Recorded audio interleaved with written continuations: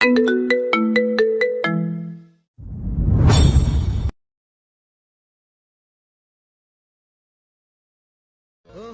শুনছেন? আপনাদের কি বলতেছি, আপনাদের এই প্রিয় চ্যানেল থেকে আমি সাব্বির। আপনাদের এই প্রিয় চ্যানেলের এক একটা রহস্যময় মাফিয়া গল্পগুলো আপনাদের কাছে কেমন লাগে অবশ্যই কমেন্ট করে জানাবেন। আর হ্যাঁ, ভালো লাগলে চ্যানেলটাকে সাবস্ক্রাইব করে আমাদের পরিবারের একজন হয়ে পাশে থাকবেন। Thank you.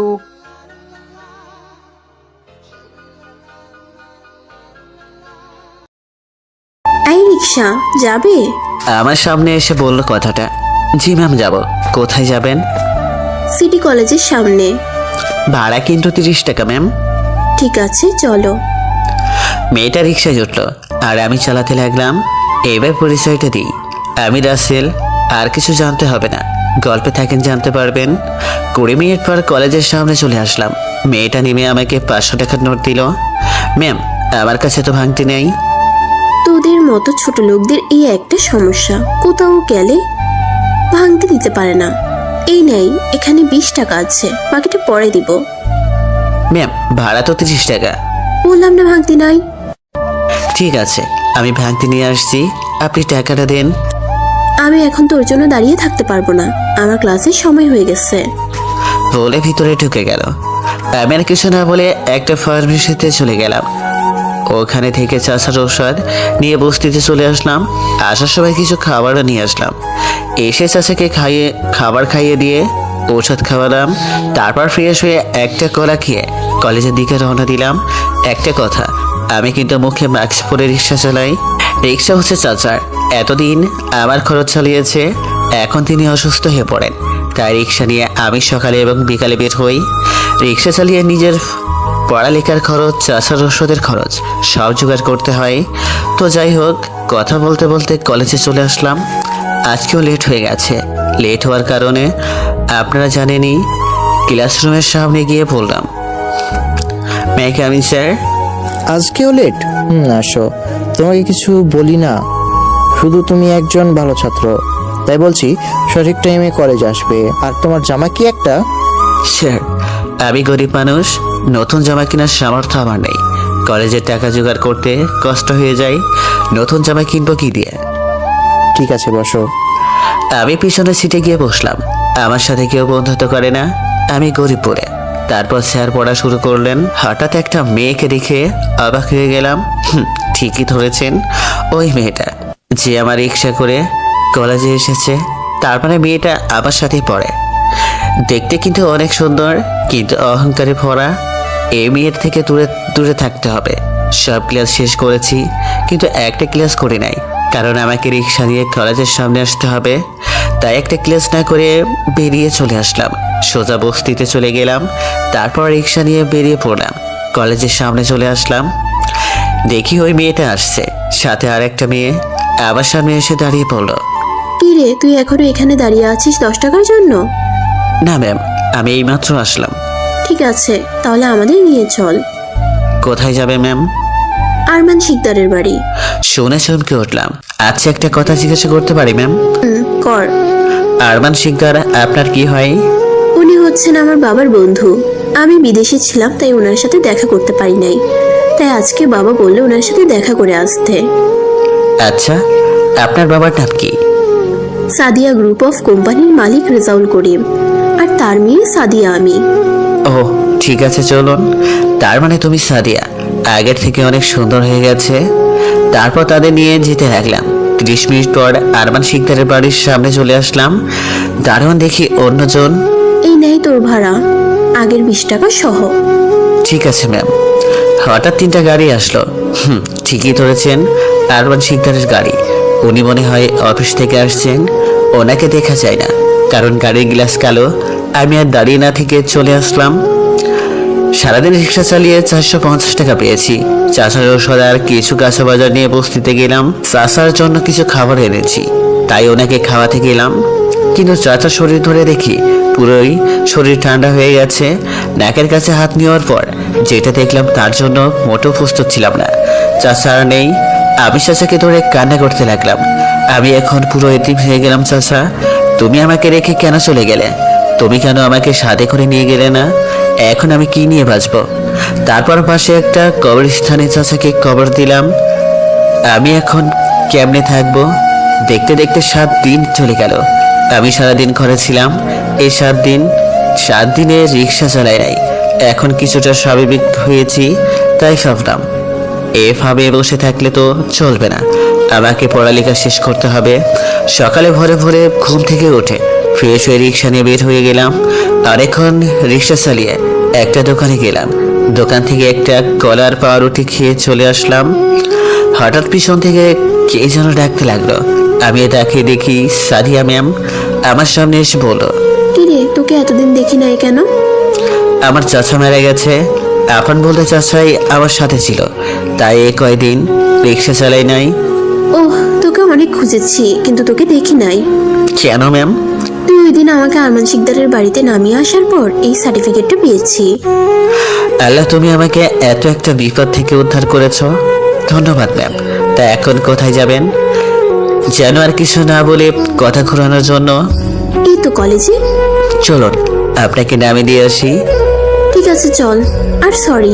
সরি কেন ম্যাম? ওদিন ভাঙতির জন্য অনেক খারাপ কথা বলেছি, তার জন্য। ম্যাম, গরিব ঘরের ছেলে আমি।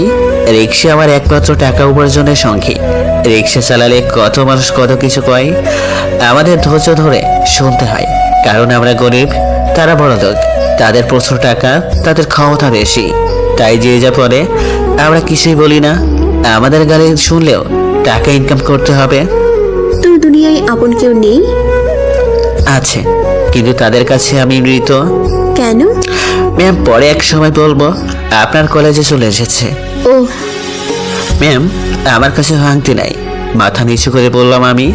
সমস্যা নেই, পুরোটাই রেখে দাও। না ম্যাম, গরিব হতে পারি, কারো সাহায্য নিয়ে চলি না। আমি তো তোমাকে সাহায্য করছি না, আমি তোমাকে খুশি হয়ে দিলাম। না ম্যাম, আমি নিতে পারবো না, আপনি আমাকে পরে দিয়েন বলে চলে আসলাম।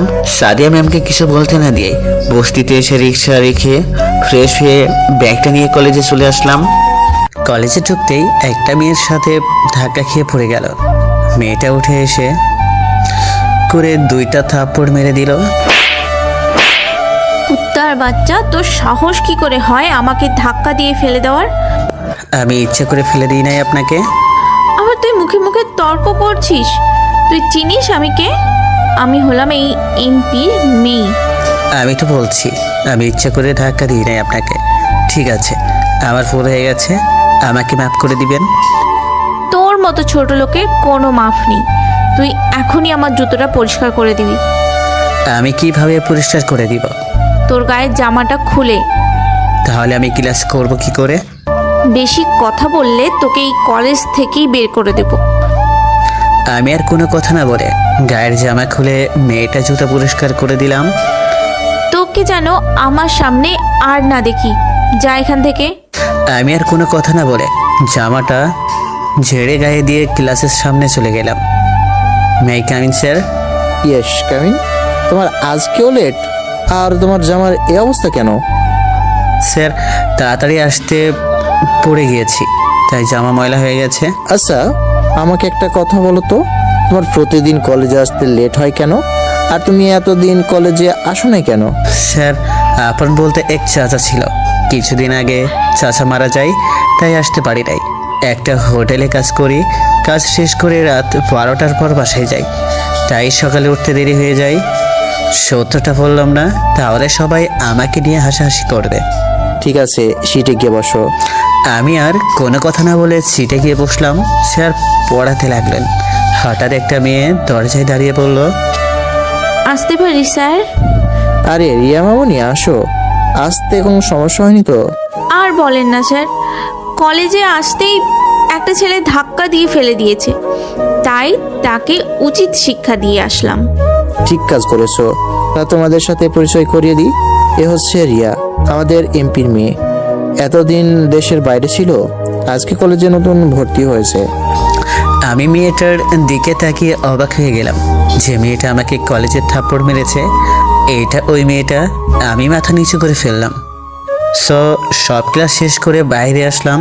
হঠাৎ পিছন থেকে কে যেন ডাক দিল। তাকিয়ে দেখি সাদিয়া। তুমি মিথ্যা কথা বললে কেন? মানে? তুমি তো রিক্সা চালাও, তাহলে বললে কেন তুমি হোটেলে কাজ করো? আপনি কিভাবে বুঝলেন আমি রিক্সা চালাই?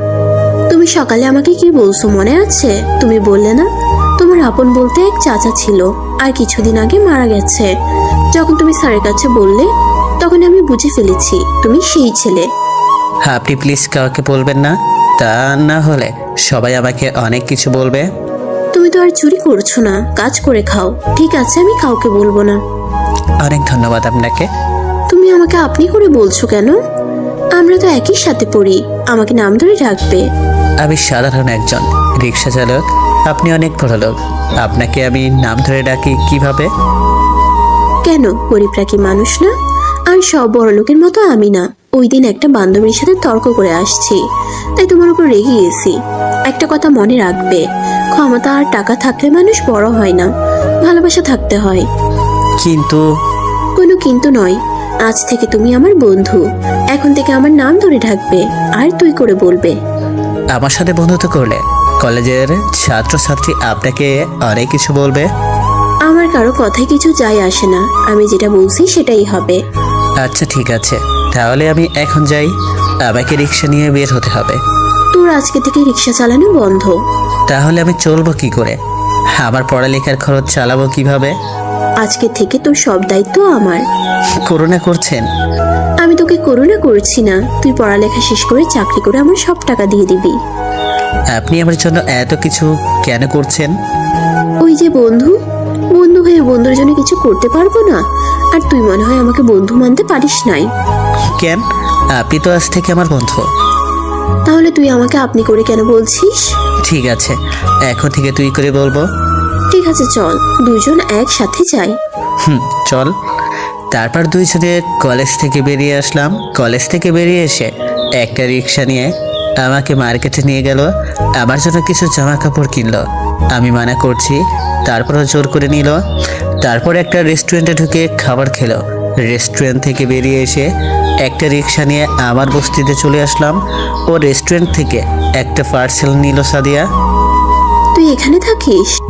রিক্সা থেকে নেমে ভাড়া দিয়ে। আমি এখানে থাকি। ঠিক আছে, এটা হাতে নেয়, রাতে খেয়ে নিবি। আর এই টাকাটা রাখ, যখন যা লাগবে কিনে নিয়ে আসবি। আমার টাকা লাগবে না, আমার কাছে আছে তো। সেটা আমি ভালো করে জানি।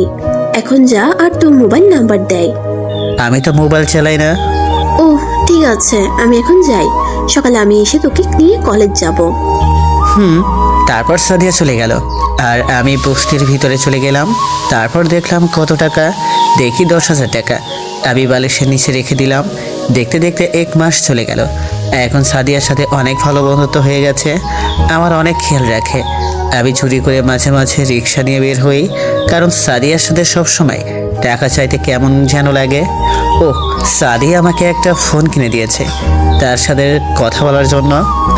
রিয়া আমাকে দেখলে অনেক অপমান করে, আমি তার থেকে দূরে দূরে থাকি। আজকে রাতে রিক্সা নিয়ে বের হলাম, 100 টাকার মতো ভাড়া মারলাম। তারপরে একটা হোটেলে থেকে খাবার খেয়ে বস্তিতে যেতে লাগলাম। হঠাৎ একটা মেয়ের চিৎকার শুনতে পেলাম। চারপাশে তাকিয়ে কাউকে দেখতে পারছি না। দেখি রাস্তার পাশে কয়টা ছেলে একটা মেয়েকে নিয়ে যাচ্ছে জঙ্গলের ভিতর। আমি দৌড়ে তাদের কাছে গেলাম। ভাই, মেয়েটাকে ছেড়ে দেন। তুই কে রে? তোর কথা মতো এইকে ছেড়ে দেবো? আমি একজন রিক্সা চালক, মেয়েটা সর্বনাশ করবেন না। তোকে বলবো মার খেতে না চাইলে এখান থেকে যা। না, আমি মেয়েটাকে নিয়ে যাব। ওই দাঁড়িয়ে কি দেখছিস, মার্শালেকে। তারপর তারা আমাকে মারতে আসলে রাস্তার পাশ থেকে একটা লাঠি নিয়ে সবগুলোকে মারতে লাগলাম। সবাই মার খেয়ে দৌড়ে পালিয়ে গেল। এতক্ষণ মেয়েটাকে দেখি নাই, কিন্তু মেয়েটা আলোর মধ্যে আসার পর তাকে দেখে মোটেও প্রস্তুত ছিলাম না। এ আর কেউ নয়, আমার বোন তিশা। তিশা আমাকে দেখে দৌড়ে এসে জড়িয়ে ধরে কান্না করে দিল। ভাইয়া, তুই আমাকে ক্ষমা করে দে, আমি বুঝতে পারি নাই মিম যে তোর সাথে এইরকম করবে। তুই বাসার থেকে আসার 2 মাস পর মিম আমাদের সব খুলে বলেছে। প্লিজ তুই আমাকে ক্ষমা করে দে। আপনার কথা ভুল হচ্ছে, আমি একজন রিক্সা চালক, আমি আপনার ভাই হতে যাব কেন? তিশাকে ছাড়িয়ে। না, তুমি আমার ভাই, তুমি আমাকে ক্ষমা করে দাও। বললাম কথাটা, এখন কেন ক্ষমা চাইতে আসছো? ঘর থেকে বাইর করে দেওয়ার সময় মনে ছিল না আমি একটা জানোয়ার? আমার মতো খারাপ কেউ নেই। এখন কেন আমার কাছে মাপ চাইছিস? আমি তখন বুঝতে পারি না রাগের মাথায় কি থেকে কি বলেছি। মানুষের আগের মাথায় সত্য কথাই বলে। আমার দেরি হয়ে যাচ্ছে, আমি বাসে যেতে হবে। ভালো থাকিস। আমি না হয় রাগের মাথায় বলেছি, কিন্তু মা তো তোর চিন্তায় চিন্তায় অসুস্থ হয়ে পড়েছে। আমাদের জন্য না হয় তুই মায়ের জন্য হলেও বাসায় আয়। সবাই এখন তোকে পাগলের মতো খুঁজছে। আমি তো তাদের কাছে মৃত। আমি আর ওই বাড়িতে যাব না বলে চলে আসলাম। তৃষা কান্না করতে করতে বাসায় চলে গেল। আমি বস্তিতে এসে রিক্সা রেখে ফ্রেশ হয়ে মোবাইল হাতে দিয়ে দেখি সাদিয়া অনেকগুলো ফোন দিয়েছে। হঠাৎ আবার ফোনটা বেজে উঠলো। হ্যালো। তোকে এতগুলো কল দিলাম, কোথায় ছিলি তুই? মোবাইল সাইলেন্ট ছিল আর আমি একটু পড়াশোনা করছিলাম, তাই মোবাইল হাতে নিয়ে রেখে নাই। ও আচ্ছা, তা কি করিস? কিছুক্ষণ পরে খাবার খেয়ে মোবাইল হাতে নিলাম, দেখি তুই অনেকগুলো ফোন দিয়েছিস। তা তুই খাবার খেয়েছিস? আমি খাবার খেয়ে তোকে ফোন দিচ্ছি। তারপর আরো কিছুক্ষণ কথা বলে ঘুমিয়ে গেলাম। সকালে ঘুম থেকে উঠে যাদের সামনে দেখলাম তার জন্য মোটেও প্রস্তুত ছিলাম না। এরা আর কেউ নাই, আমার বাবা মা আর বোন। কিন্তু তারা এখানে আসলো কিভাবে? মা আমাকে দৌড়ে এসে জড়িয়ে ধরে কান্না করে দিল। বাবা তুই কেমন আছিস? তোর এই মাকে কেমনে ভুলে থাকলি? তোর বাবা না হয় রাগের মাথায় বলেছে ঘর থেকে বেরিয়ে যেতে, তাই বলে তুই বাসা থেকে বেরিয়ে আসবি? রাসেল, তুই আমাকে ক্ষমা করে দে। আমি না বুঝে তোকে ঘর থেকে বের করে দিছি। মিমে আমাদের সব কিছু খুলে বলেছে। তুই বাসায় ফিরে চল। এখন কেন আমাকে বাসায় যেতে বলছো? আমি তো তোমাদের নিজের সন্তান। আমার কথা তোমরা বিশ্বাস করলে না, তোমরা মিমের কথা বিশ্বাস করলে। তুমি তো আমাকে মৃত বলে দাবি করেছো, তাহলে কেন আসলে এখানে? আমি আর তোমাদের বাসায় যেতে চাই না। আমি এখানে অনেক সুখে আছি। সবার সাথে না হয় রেগে আছিস, তোর এই মাকে কেমনে ভুলে গেলি? আমার তো কোনো অপরাধ ছিল না। আম্মু, আমি তোমাকে কখনো ভুলি নাই। তোমার ছবি দেখে দেখে দিন পার করে দিই। আর জানলে কেমন আমি এখানে? আমি বলছি ভাইয়া, গতকাল আমি তোর পিছনে পিছনে আসি, তারপর দেখি তুই বস্তিতে থাকি। তাই বাসায় গিয়ে আব্বু আম্মুকে বলি। তারা রাতে আসতে চেয়েছিল, আমি তাদের সকালে নিয়ে আসি। তুই প্লিজ সবাইকে ক্ষমা করে দে, আবার বাসায় ফিরে চল। আমি তোর পায়ে পড়ছি বাবা। আমি বাবাকে পা ধরতে না দিয়ে জড়িয়ে ধরে কান্না করে দিলাম। আব্বু, তুমি এ কি করছো? আমি তোমাদের ক্ষমা করে দিয়েছি। শুধু অভিমান ছিল এতদিন, এখন আর কোনো অভিমান রাগ কিছুই নেই। তাহলে আমাদের সাথে বাসায় ফিরে চল, আমি আর থাকতে পারছি না তোকে ছাড়া। আমি তোকে ক্ষমা করে দিয়েছি। একটা কথা মনে রাখবি, আগে সত্যটা জেনে তারপর একটা মানুষকে বুঝে শুনে কথা বলবি। এমন কোনো কথা বলবি না যাতে সারা জীবন তোকে পস্তাতে হয়। আমি কখনো কিছু না জেনে কাউকে কিচ্ছু বলবো না। অনেক কথা হয়েছে, এবার বাসায় ফিরে চল। তোমরা দাঁড়াও, আমি আবার সব জিনিস গাড়িতে উঠাতে হবে। তোর কিছু করতে হবে না, ড্রাইভার সব জিনিস নিয়ে আসবে। তুই আমাদের সাথে চল। ঠিক আছে চলো। তারপর সবাই গাড়িতে এসে বসলাম। আব্বুকে বলেছি আমি গাড়ি চালাবো, আব্বু না করে নাই। আমি গাড়ি চালিয়ে সবাইকে নিয়ে বাসায় চলে আসলাম। আজ প্রায় 1 বছর পর নিজের বাসায় আসলাম। গেট দিয়ে ঢুকতেই দারোয়ান আমাকে সালাম দিল। আমি সালাম নিয়ে বাসার ভিতরে ঢুকে গেলাম। বাসার সব আগের মতোই আছে। আমি আমার রুমে চলে গেলাম। রুমে ঢুকে দেখি যেরকম রেখে গেছি সেরকম আছে, আর রুমটা গুছিয়ে রাখছে। আমি ওয়াশরুমে ঢুকে ফ্রেশ হয়ে নিচে আসলাম। তারপর সবার সাথে বসে নাস্তা করতে লাগলাম। হঠাৎ কলিং বেল চাপ পড়লো। আম্মুকে দরজা খুলে দিল। আম্মুর সাথে যাকে দেখলাম তার জন্য মোটেও প্রস্তুত ছিলাম না। ঠিকই ধরেছেন, সাদিয়া। আম্মুর সাথে কথা বলতে বলতে আমাদের দিকে আসছে। সাদিয়া আমাকে দেখে অবাক হয়ে গেল। তুই এখানে?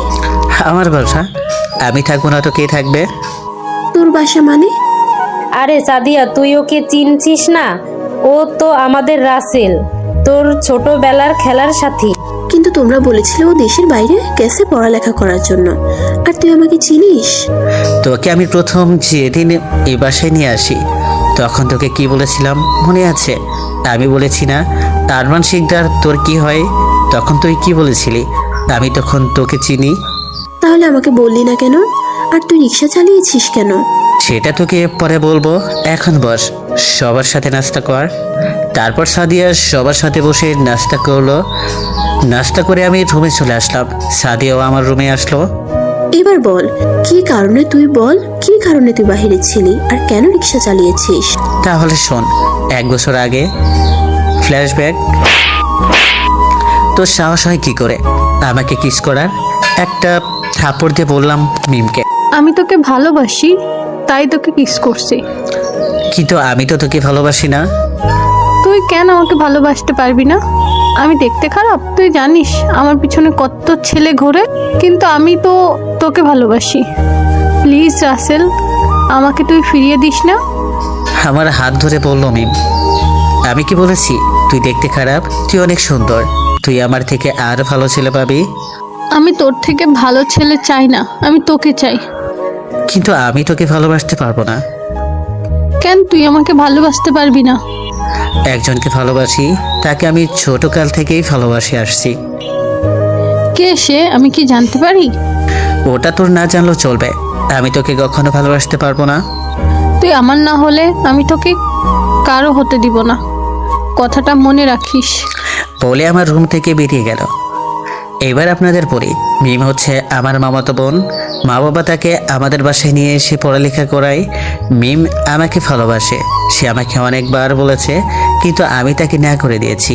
কিন্তু আজকে সকালে আমি ঘুমিয়েছিলাম, হঠাৎ মিম আমার রুমে এসে আমাকে জড়িয়ে ধরে কিস করতে থাকে। তারপর কি হলো আপনারা তোই জানেন। আমি ফ্রেশ হয়ে নিচে গেলাম, সবার সাথে নাস্তা করে কলেজে চলে গেলাম। মিম আর আমি একসাথে কলেজে পড়ি। আজকে মিমকে না নিয়ে আমি কলেজে চলে আসলাম। আমি গিয়ে ক্লাসে বসলাম, কিন্তু মিমকে দেখি নাই ক্লাসে। আজকে মনে হয় আসবে না। আমি সব ক্লাস শেষ করে বাসায় চলে আসলাম। রুমে ঢুকে ফ্রেশ হয়ে দুপুরের খাবার খেতে লাগলাম। গিয়ে দেখি মিম খাবার খাইতে আছে। আমি একটা চেয়ার টেনে বসলাম, আম্মু খাবার বেড়ে দিল। খাবার খেয়ে রুমে চলে আসলাম, কেউ কারোর সাথে কথা বলি নাই। আমি রুমে এসে কিছুক্ষণ মোবাইল টিপে ঘুমিয়ে পড়লাম। হঠাৎ মিমে আমার রুমে এসে চিৎকার করতে লাগলো। আমি চোখ খুলে দেখি মিমের জামা কিছু জায়গায় ছিঁড়ে ফেলেছে। হঠাৎ আম্মু দরজা ধাক্কাতে লাগলো। মিম দৌড়ে গিয়ে দরজা খুলে দেখি আম্মুকে জড়িয়ে ধরলো, কিন্তু তার চেয়ে অবাক হলাম তিশা আর আব্বুকে দেখে। আব্বু কখন এলো বাইরে থেকে, আর তিশা তো হোস্টেলে ছিল। কি হয়েছে মিম, তোমার জামা ছাড়া কেন? আজকে আমার শরীরটা খারাপ ছিল, তাই কলেজে যেতে পারিনি। তাই রাসেলের কাছে আসছি নোটগুলো নেওয়ার জন্য, কিন্তু রাসেল আমাকে আর কিছু না বলে কান্না করে দিল। ঠাস ঠাস করে 2টা থাপ্পড় দিয়ে বলতে লাগলো, তুই এত খারাপ আমার জানা ছিল না। তোকে অনেক ভালো মনে করেছি, কিন্তু তুই এমন কাজ করবি আমি ভাবতেও পারিনি। আপু তুমি বিশ্বাস করো, আমি কিছুই করিনি। একটা মেয়ে তার ইজ্জত নিয়ে কখনো মিথ্যা কথা বলে না। তোকে আমার ভাই ভাবতেই ঘৃণা লাগছে। তোর মতো ভাই থাকার চেয়ে না থাকাই ভালো। তুই এক্ষুনি আমার বাড়ি থেকে বেরিয়ে যা। আজকের থেকে মনে করব আমার একটা মেয়ে, তুই আমাদের কাছে মৃত। তোর মতো ছেলে আমার দরকার নাই। তোমরা আমার কথা বিশ্বাস করলে না। শুধু একটা কথাই বলি, নিজের ছেলেকে বিশ্বাস না করে অনেক বড় ভুল করেছো। সত্য কখনো চাপা থাকে না, একদিন না একদিন প্রকাশ হবে, সেদিন আমাকে খুঁজে পাবে না। এ বলে বাসা থেকে বেরিয়ে আসলাম। আম্মু কিছু বলে নাই, শুধু কান্না করে গেছে। আমি বাসা থেকে বেরিয়ে একটা দোকানে বসেছিলাম। রাতে অনেক হয়েছে, পকেটে 1 টাকাও নেই, খিদে পেয়েছে অনেক। হঠাৎ একজন রিক্সা চালক চাচা আমার সামনে এসে বলল, তোমাকে অনেকক্ষণ থেকে দেখছি এখানে বসে আছো, কি হয়েছে তোমার? চাচা আমাকে বাসা থেকে বের করে দিয়েছে। কেন? তাহলে শুনুন। তারপর চাচাকে সব খুলে বললাম। চিন্তা করো না, সব ঠিক হয়ে যাবে। তা এখন কোথায় যাবে? জানি না। কিছু মনে না করলে তুমি আমার সাথে থাকতে পারো। আমি একাই থাকি, আপন বলতে আমার কেউ নেই। ঠিক আছে যাব, তবে আমাকে একটা কাজের ব্যবস্থা করে দিতে হবে। কেন? আমি কাজ করে পড়াশোনা করতে চাই। তোমাকে কোনো কাজ করতে হবে না, আমি তোমার সব খরচ চালাবো। আমার কিছু টাকা জমানো আছে। কিন্তু আমাকে আর বলতে না দিয়ে। কোনো কিন্তু নয়, এখন আমার সাথে চলো। তারপর চাচা ওনার সাথে তার বাসায় নিয়ে গেল। তারপর কি হলো তোমরা তো জানোই। পাশে তাকিয়ে দেখি সাদিয়া কান্না করে চোখের পানি দিয়ে জামা কাপড় ভিজে ফেলেছে। আরে তুই কান্না করছিস কেন? তোর অনেক কষ্ট হয়েছে না রে? কষ্ট তো হয়েছে, কিন্তু এখন আর কষ্ট নেই। এখন আমি আবার আগের মতোই চলতে পারবো। মেয়েটা কে? মিমকে বলেছিলি না তুই একজনকে ভালোবাসিস? কোন মেয়েটা? ও, সেটা সবাই হলেই জানতে পারবি। ও ঠিক আছে, আমি বাসায় যাচ্ছি। আজকে থেকে যা। ঠিক আছে তাহলে যা, তোর সাথে ফোনে কথা হবে। ঠিক আছে বলে সাদিয়া চলে গেল। দেখে মনে হচ্ছে মন খারাপ। আমি আর কোনো কিছু চিন্তা না করে ঘুমিয়ে পড়লাম। হঠাৎ তিশা রুমে এসে আমাকে ডাকতে লাগলো। কি রে, কি হয়েছে? ডাকছিস কেন? ভাইয়া, সন্ধ্যা হয়ে গেছে, তুই এখনো ঘুমাস? তো কি হয়েছে? আব্বু আম্মু তোকে ডাকতে বললো, যা ফ্রেশ হয়ে নিচে আয়। আচ্ছা তিশা, মিমের এখন কোথায় থাকে? মিমে তার পাপের ফল পেয়ে গেছে। মিমে গাড়ির সাথে ধাক্কা খেয়ে তার দুটি পা ভেঙে গেছে। ডাক্তার তার পা দুটো কেটে দিয়েছে। এখন সারাদিন বসে ঘরে দিন কাটে। ও ঠিক আছে, তুই যা, আমি ফ্রেশ হয়ে আসছি। তারপর তিশা আমার রুম থেকে চলে গেল। আমি বসে না থেকে ওয়াশরুমে ঢুকে ফ্রেশ হয়ে নিচে চলে আসলাম। এসে দেখি আব্বু আম্মু বসে কফি খাচ্ছে আর গল্প করছে। কি করছো তোমরা? আর আব্বু তুমি কোন সময় অফিস থেকে আসলে? আমরা বসে বসে তোর কথাই ভাবছি, আর তোর আব্বু কিছুক্ষণ আগেই অফিস থেকে আসছে। ও, তা আমায় নিয়ে কি কথা হচ্ছে?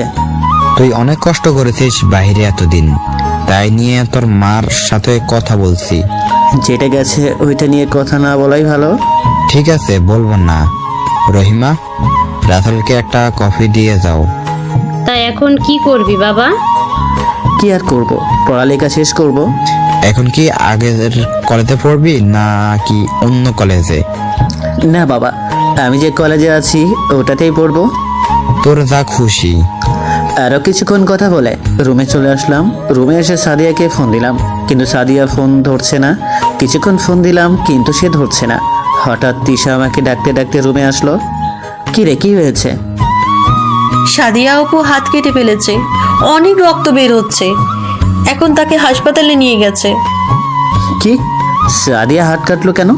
আমি বলতে পারবো না, চল হাসপাতালে গিয়ে জানতে পারবো। ওকে চল। তারপর তিশা আর আমি বাসা থেকে বেরিয়ে গাড়ি নিয়ে হসপিটালে যেতে লাগলাম। আব্বু আম্মু আগে চলে গেছে। 30 মিনিট পর হসপিটালে চলে আসলাম। গাড়ি থেকে নেমে দুজনে ভিতরে গেলাম।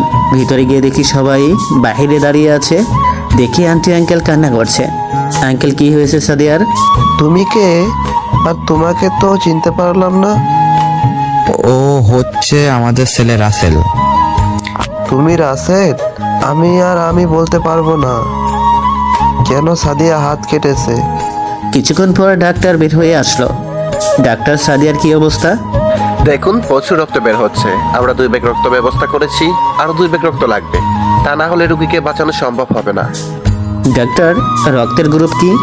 ও নেগেটিভ। ডাক্তার, আমার রক্তের গ্রুপ ও নেগেটিভ। আপনারা যত রক্ত লাগে আমার শরীর থেকে নেন, তারপরও সাদিয়াকে বাঁচান। ঠিক আছে, তুমি আমার সাথে ভিতরে আসো। আমি ডক্টরের সাথে ভিতরে চলে গেলাম। ডাক্তার আগে আমার রক্ত পরীক্ষা করে দেখলো কোনো সমস্যা আছে কিনা। দেখলো কোনো সমস্যা নেই। তারপর 2 ব্যাগ রক্ত দিয়ে বাইরে চলে আসলাম। কিছুক্ষণ পর ডাক্তার বেরিয়ে এসে বলল, সময় মতো রক্ত না দিলে বাঁচানো সম্ভব হতো না। আল্লাহ দিলে এখন বিপদমুক্ত। 1 ঘন্টা পর বেডে দেওয়া হবে, তারপর সবাই দেখতে পারবেন। ঠিক আছে ডক্টর, আপনাকে অনেক ধন্যবাদ। আমি কিছু না, যা করে উপরওয়ালা। বলে ডাক্তার চলে গেল। আব্বু আম্মু আন্টি আঙ্কেল তোমরা বাসায় চলে যাও, আমি আসি হসপিটালে। না বাবা, আমি থাকি। তুমি শরীর থেকে রক্ত দিচ্ছ, তোমার শরীর ক্লান্ত, তুমি বাসায় চলে যাও। তুমি ঠিকই বলছো রাসেল, তুমি বাসায় চলে যাও তোমার আব্বু আম্মুর সাথে। আমি থাকি, তোরা চলে যা। কেউ থাকা লাগবে না, অনেক রাত হয়েছে ভাবি। আপনারা বাসায় চলে যান, কি হয় না হয় আপনাদের জানাবো। ঠিক আছে, চলো সবাই। আসলে আমার শরীর অনেক ক্লান্ত, তাই চলে আসলাম মা বাবার সাথে। বাসায় এসে নিজের রুমে চলে গেলাম আর ভাবতে লাগলাম সাদিয়া কেন হাত কাটলো। এইসব ভাবতে ভাবতে কখন ঘুমিয়ে গেছি মনে নেই। সকালে তিশা এসে ডাকতে লাগলো। কিরে ভাইয়া, উঠবি না? কি হয়েছে? আজকে কি তুই কলেজে যাবি নাকি হাসপাতালে যাবি? হসপিটালে, কলেজ থেকে যাব। এখন কলেজে যাব। ঠিক আছে, তুই ওঠ, কলেজের সময় হয়ে গেছে। ঠিক আছে, তুই যা, আমি ফ্রেশ হয়ে আসছি। তৃষা রুম থেকে বেরিয়ে গেল। আমি শুয়ে না থেকে ফ্রেশ হতে চলে গেলাম। ফ্রেশ হয়ে সব কিছু আবার আগের মতো ম্যাচিং করে পড়লাম, সব কিছু দামি ব্র্যান্ড। তারপর ব্যাগটা নিয়ে নিচে চলে আসলাম। এমন নাস্তা দাও, কলেজে দেরি হয়ে যাচ্ছে। রহিমা, তুই টেবিলে সব কিছু রাখ, আমি নিজে হাতে খাইয়ে দিব। জি খালাম্মা। রহিমা সব কিছু টেবিলে এনে রাখছে। আম্মু এসে আমাকে খাইয়ে দিল। আসলে প্রতিদিন সকালে আম্মু আমাকে নিজ হাতে নাস্তা করিয়ে দিত। নাস্তা শেষ করে বাইরে চলে আসলাম। তারপর সবচেয়ে দামি গাড়িটা নিয়ে কলেজে যেতে লাগলাম। 30 মিনিট পর কলেজে পৌঁছে গেলাম। গেট দিয়ে ঢুকতেই সবাই অবাক হয়ে তাকিয়ে আছে। হয়তো ভাবছে এত দামি গাড়ি নিয়ে এই প্রথম কেউ কলেজে আসলো। আমি গাড়ি পার্কিং করে গাড়ি থেকে নেমে সামনে তাকিয়ে দেখি রিয়া এক দৃষ্টিতে তাকিয়ে আছে আমার দিকে। আমি একটা মুচকি হাসি দিয়ে ক্লাসে চলে আসলাম। গিয়ে দেখি স্যার পড়া শুরু করে দিয়েছে। আসতে পারি স্যার? তোমাকে তো চিনলাম না। স্যার, যাকে এতদিন দেরি করে আসলে কিছু কথা শুনিয়ে দিতেন, আমি সেই ছেলে রাসেল। কিন্তু হঠাৎ তোমার এত পরিবর্তন কেন? তোমাকে তো চেনাই যাচ্ছে না। স্যার, আপনি আমার এখনো পরিচয় জানেন না। আমি কে আপনি এখন আমাকে চিনতে পারেন নাই? তাহলে বলো, কি তুমি? আরমান শিকদারের নাম শুনেছেন কখনো? ওনাকে কে না চিনে? উনি তো বাংলাদেশের টপ বিজনেসম্যান। আমি হলাম ওনার একমাত্র ছেলে রাসেল শিকদার। এবার হয়তো চিনতে পেরেছেন। কি, তুমি আরমান শিকদারের ছেলে? তুমি আমাকে ক্ষমা করে দাও, তোমাকে না চিনে অনেক কথা বলে ফেলেছি। স্যার, আমি কিছু মনে করি নাই, শুধু একটা কথা বলি, গরিব বড় লোক সবাইকে এক চোখে দেখবেন। হঠাৎ রিয়া দরজায় দাঁড়িয়ে পড়ল। আসতে পারি স্যার? তোমার প্রতিদিন এরকম দেরি হয় কেন? স্যার, আপনি কার সাথে রেগে কথা বলছিলেন জানেন আপনি? জানে, এমপির একটা বেয়াদব মেয়ের সাথে। তোর সাহস তো কম নয়, তুই আমাকে বেয়াদব বলছিস? তোকে তো আমি চেনে আমার গায়ে হাত তুলবে, হাত ধরে ঠাস ঠাস করে 2 গালে 2টা থাপ্পড় মেরে দিলাম। তুই আমার গায়ে হাত তুলেছিস, আমি তোকে দেখে নেব। বলে ক্লাস থেকে বেরিয়ে গেল। তারপর স্যার পড়া শুরু করলো। স্যারকে দেখে মনে হচ্ছে অনেক খুশি হয়েছে। ছাত্রছাত্রীরা আজকে অনেক খুশি। মেয়েটা সবাইকে নিজের বাপের পাওয়ার দেখায়। সব ক্লাস শেষ করে বাইরে এসে দেখি 10-12টা ছেলে দাঁড়িয়ে আছে, হাতে সাকুলাটি নিয়ে দাঁড়িয়ে আছে। হঠাৎ রিয়া হাত তালি দিয়ে তাদের পেছন থেকে সামনে আসলো। তোকে বলেছি না তোকে দেখে নেব। আমার গায়ে হাত তোলার পরিণতি যে কত ভয়ঙ্কর হতে পারে দেখবি এবার। ওই তোরা দাঁড়িয়ে কি দেখছিস? মার পুত্তার বাচ্চাকে। রিক্সা চালিয়ে বডি বানিয়ে ফেলেছি। ওদের মতো 15-20টা এখন আমার কাছে কিছুই না। বাস্তবে একটা সাতও পারবো না। আমার যে রবিউল বডি, সবগুলোকে মারতে থাকলাম। সবগুলোকে মার খাইয়ে মাটিতে গড়াগড়ি খাচ্ছে। তারপর রিয়ার কাছে গিয়ে ঠাস ঠাস করে আরও 2টা মেরে দিলাম। শোন, তোর বাপ এমপি, আমার কিছু করতে পারবে না। আর যাদের নিয়ে আমাকে মারতে আসছিস, এরা আমার হাতের ময়লা। আর যদি দেখি তুই কলেজের বাপের পাওয়ার দেখিয়ে ছাত্রছাত্রীদের চাপ সৃষ্টি করেছিস, তখন আমার থেকে বেশি কেউ খারাপ হবে না, কথাটা মনে রাখিস। এই বলে গাড়ি নিয়ে সোজা হসপিটালে চলে গেলাম। ভিতরে ঢুকে সাদিয়ার কেবিনে গেলাম। ভিতরে ঢুকে দেখি আন্টি সাদিয়াকে মাত্র খাবার খাইয়ে ওষুধ খাইয়ে দিল। কিরে, এখন কেমন আছিস? আম্মু, তুমি বাসায় চলে যাও। কেন, কি হয়েছে? কিছুই হয় নাই, তুমি বাসায় চলে যাও, রাসেল আমাকে দেখে রাখবে। আন্টি, আপনি বাসায় চলে যান, আমি আছি সাদিয়ার সাথে। ঠিক আছে বাবা, তাহলে আমি যাচ্ছি। বলে আন্টি কেবিন থেকে বেরিয়ে গেল। আন্টি বেরিয়ে যাওয়ার সাথে সাথে সাদিয়া আমার সাথে এরকম কিছু করবে আমি তো কল্পনাও করতে পারিনি। সাদিয়া আন্টি বেরিয়ে যাওয়ার সাথে সাথে আমার ঠোঁটের সাথে ঠোঁট লাগিয়ে কিস করতে লাগলো। পাগলের মতো আমাকে কিস করতে লাগলো। প্রায় অনেকক্ষণ পর ছেড়ে দিয়ে কান্না করতে লাগলো। কিরে, তুই এটা কি করেছিস? আর এখন নিজে নিজে কান্না করছিস কেন? আমি তোকে ভালোবাসি রাসেল, তোকে সেই ছোটবেলা থেকে ভালোবেসে আসছি। আমি বিদেশ থেকে এসে যখন তোদের বাড়ি গেলাম, তখন তোর আব্বু আম্মু বলেছে তুই বাইরে পড়ার জন্য গেছস। তখন আমার মনটা অনেক খারাপ হয়ে গেল। পরে ভাবলাম এতটা বছর তোর জন্য অপেক্ষা করতে পারছি, তুই বাড়িতে আসা পর্যন্ত অপেক্ষা করতে পারবো না, তাই এখানে কলেজে ভর্তি হয়ে যাই। আমি পারবো না তোকে ছাড়া থাকতে। তুই যখন আমাকে বলেছিস একজনকে ভালোবাসিস, তখন নিজেকে ঠিক রাখতে পারিনি, তাই বাসায় এসে নিজের হাত কেটে ফেললাম। আমি যাকে ভালোবাসি তুই তার নাম জানতে চাইবি না? তুই আমাকে ফিরিয়ে দিস না, তাহলে আমি আর বলতে না দিয়ে আর একবার যদি মরার কথা বলিস তাহলে তোর আগে আমি দুনিয়া থেকে চলে যাব। না না, আমি তোকে হারাতে চাই না।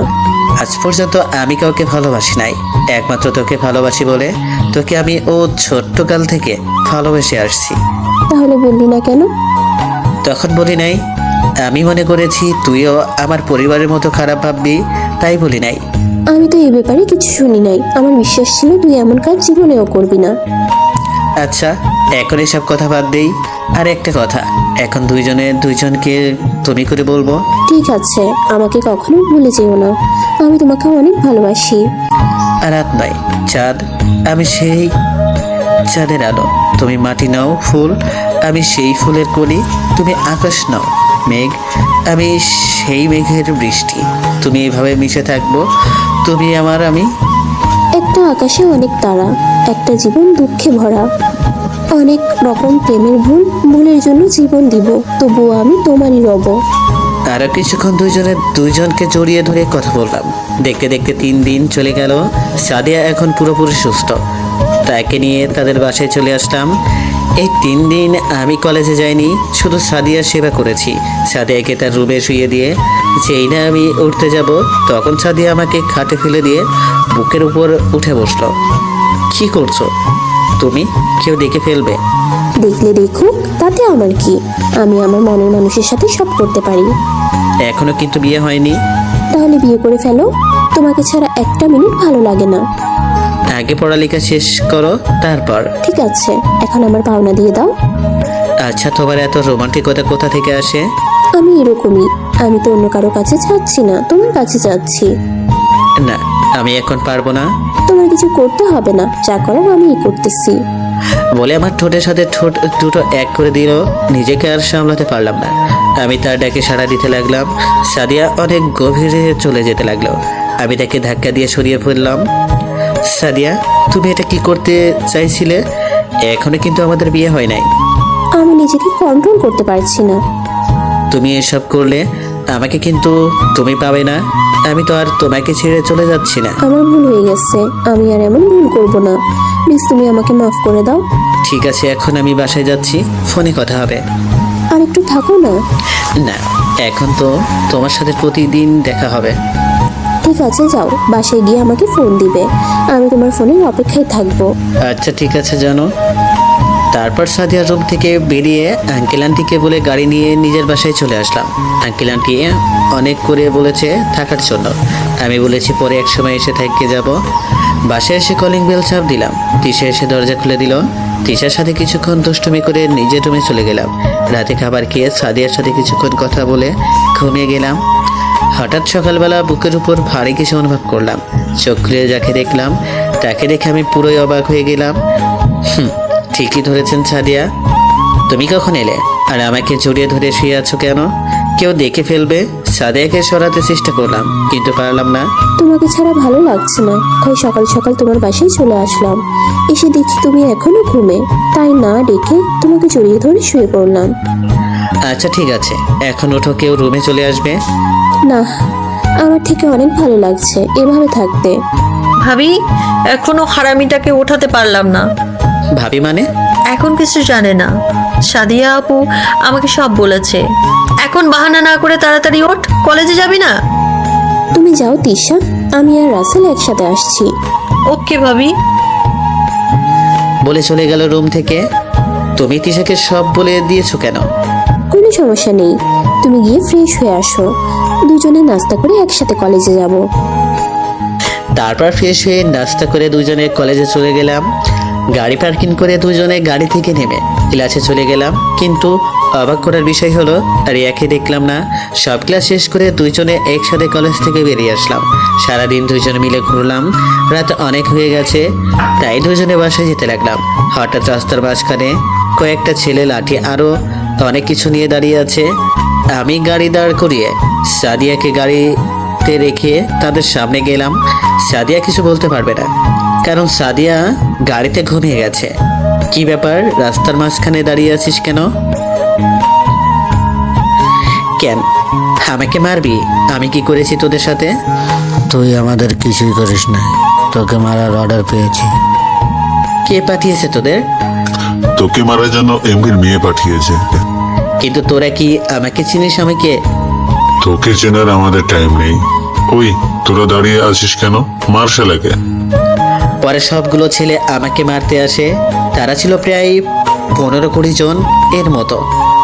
ওই যে রিক্সা চালিয়ে পুরো বডি শক্ত হয়ে আছে, তাই ওরা ধরা সবগুলোকে মারতে লাগলাম। সবগুলো আমার হাতের মার খেয়ে দৌড়িয়ে পালিয়ে গেল।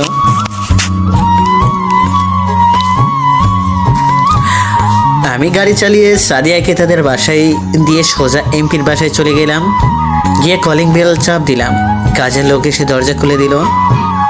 কাকে চাই? এমপি সাহেব কি বাসায় আছে? উনি ওনার মেয়ের রুমে রিয়া মামুনের সাথে গল্প করছে। রুম কোনটা? আপনি বসেন, আমি ডেকে দিচ্ছি। দেখা লাগবে না, আপনি শুধু রুমটা দেখিয়ে দিন। আমার সাথে আসুন। কাজের লোক আমাকে রিয়ার রুমে নিয়ে গেল। ভেতরে ঢুকে দেখি এমপি সাহেব রিয়া দুজনে গল্প করছে। বাবা আমাকে মারতে পাঠিয়ে বাপ নিয়ে গল্প করছে। তুই এখনো বেঁচে আছিস? কেন, তোর আফসোস হচ্ছে? তোকে একটা কথা বলছি না, আমার সাথে পাঙ্গা নিতে আসবি না। তোর বাপ এমপি, আমার কিছু করতে পারবে না। আমি চাইলে তোর বাপকে বরখাস্ত করে দিতে পারি। তুই কে? আবার আমার বাসায় এসে আমার সামনে আমার মেয়ে ধমক দিয়ে কথা বলছিস? আমাকে এখনো চিনতে পারো নাই? আরমান শিকদারের নাম শুনেছেন কখনো? শুনেছি, উনি বাংলাদেশের একজন টপ বিজনেসম্যান। আমি তার একমাত্র ছেলে রাসেল শিকদার। কি? তুমি আরমান শিকদারের ছেলে? তুমি প্লিজ আমাকে মাফ করে দাও, আমি তোমাকে চিনতে পারি নাই। এই রে, তাড়াতাড়ি ওর পাথর। রাসেল, আমাকে ক্ষমা করে দাও, আমি আর জীবনেও এমন ভুল করব না। শোন, ক্ষমতা থাকলে সব কিছু হয় না। মানুষের ভালোবাসা হলো বড়, তাই বলছি সবার সাথে ভালো হয়ে চলবি। গরিবকে কখনো ঘৃণা করবি না, তাদের আপন করে নিবি, দেখবি সবাই তোকে ভালোবাসবে। কথাটা মনে রাখিস। বলে তাদের বাসা থেকে বেরিয়ে নিজের বাসায় চলে আসলাম। দেখতে দেখতে আরও কিছুদিন চলে গেল। এখন রিয়া সবার সাথে ভালো ব্যবহার করে। সাদিয়ার আমার ভালোবাসা আগের মতোই আছে, কেউ কাউকে ছাড়া থাকতে পারি না। রিয়া এখন আমাদের বন্ধু। আমরা এখন অনেক সুন্দরভাবে জীবনযাপন করছি। আর হ্যাঁ, আপনাদের সবার বিয়ে, আর আগামী সপ্তাহে আমার আর সাদিয়ার বিয়ে।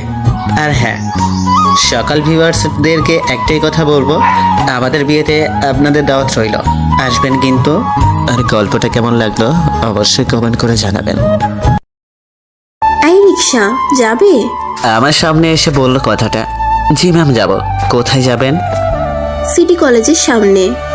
ভাড়া কিন্তু 30 টাকা ম্যাম। ঠিক আছে, চলো। মেয়েটা রিক্সায় উঠল আর আমি চালাতে লাগলাম। এবার পরিচয়টা দিই, আমি রাসেল। আর কিছু জানতে হবে না, গল্পে থাকেন জানতে পারবেন। 20 মিনিট পর কলেজের সামনে চলে আসলাম। মেয়েটা নেমে আমাকে 500 টাকার নোট দিল। ম্যাম, আমার কাছে তো ভাঙতি নেই। তোদের মতো ছোট লোকদের এই একটা সমস্যা, কোথাও গেলে ভাঙতে দিতে পারে না। এই নেই, এখানে 20 টাকা আছে, বাকিটা পরে দিব। ম্যাম, ভাড়া তো 30 টাকা। বললাম না ভাঙতি নাই। ঠিক আছে, আমি ভাঙতি নিয়ে আসছি, আপনি টাকাটা দেন। আমি এখন তোর জন্য দাঁড়িয়ে থাকতে পারবো না, আমার ক্লাসের সময় হয়ে গেছে। বলে ভিতরে ঢুকে গেল। আমি আর কিছু না বলে একটা ফার্মেসিতে চলে গেলাম। ওখানে থেকে চাচার ঔষধ নিয়ে বস্তিতে চলে আসলাম। আসার সময় কিছু খাবারও নিয়ে আসলাম। এসে চাচাকে খাবার খাইয়ে দিয়ে ঔষধ খাওয়ালাম। তারপর ফ্রেশ হয়ে একটা কলা খেয়ে কলেজের দিকে রওনা দিলাম। একটা কথা, আমি কিন্তু মুখে মাস্ক পরে রিক্সা চালাই। রিক্সা হচ্ছে চাচার, এতদিন আমার খরচ চালিয়েছে, এখন তিনি অসুস্থ হয়ে পড়েন, তাই রিক্সা নিয়ে আমি সকালে এবং বিকালে বের হই। রিক্সা চালিয়ে নিজের পড়ালেখার খরচ, চাষার ওষুধের খরচ সব জোগাড় করতে হয়। তো যাই হোক, কথা বলতে বলতে কলেজে চলে আসলাম।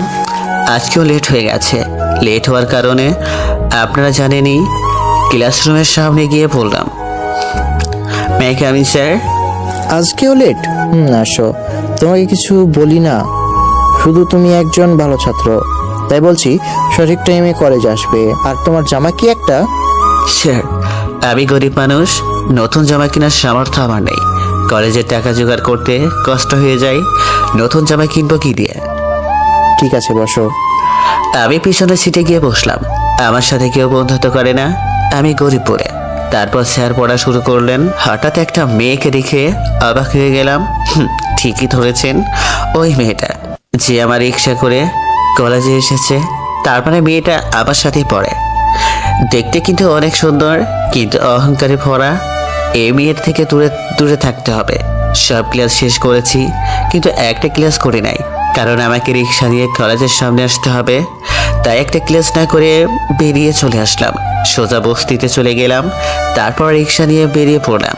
কলেজের সামনে চলে আসলাম। দেখি ওই মেয়েটা আসছে, সাথে আর একটা মেয়ে আমার সামনে এসে দাঁড়িয়ে পড়লো। কি রে, তুই এখনো এখানে দাঁড়িয়ে আছিস 10 টাকার জন্য? না ম্যাম, আমি এইমাত্র আসলাম। ঠিক আছে, তাহলে আমাদের নিয়ে চল। কোথায় যাবে ম্যাম? আরমান শিকদারের বাড়ি। শুনে চমকে উঠলাম। আচ্ছা, একটা কথা জিজ্ঞাসা করতে পারি ম্যাম? কর। আরমান শিকদার আপনার কি হয়? উনি হচ্ছেন আমার বাবার বন্ধু। আমি বিদেশে ছিলাম, তাই ওনার সাথে দেখা করতে পারি নাই, তাই আজকে বাবা বললে ওনার সাথে দেখা করে আসতে। আচ্ছা, আপনার বাবার নাম কি? সাদিয়া গ্রুপ অফ কোম্পানির মালিক রেজাউল করিম, আর তার মেয়ে সাদিয়া আমি। ও ঠিক আছে, চলুন। তার মানে তুমি সাদিয়া আগের থেকে অনেক সুন্দর হয়ে গেছে। তারপর তাদের নিয়ে যেতে লাগলাম।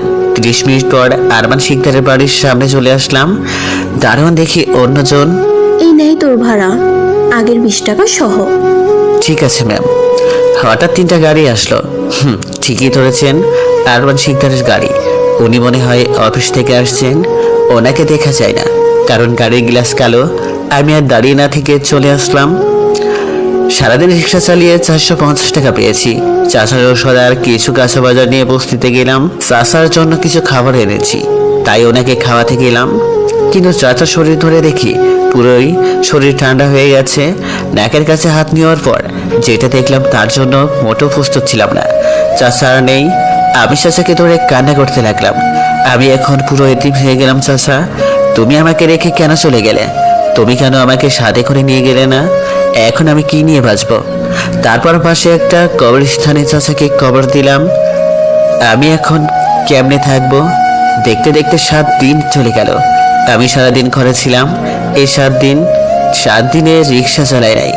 এখন কিছুটা স্বাভাবিক হয়েছি, তাই ভাবলাম এভাবে বসে থাকলে তো চলবে না।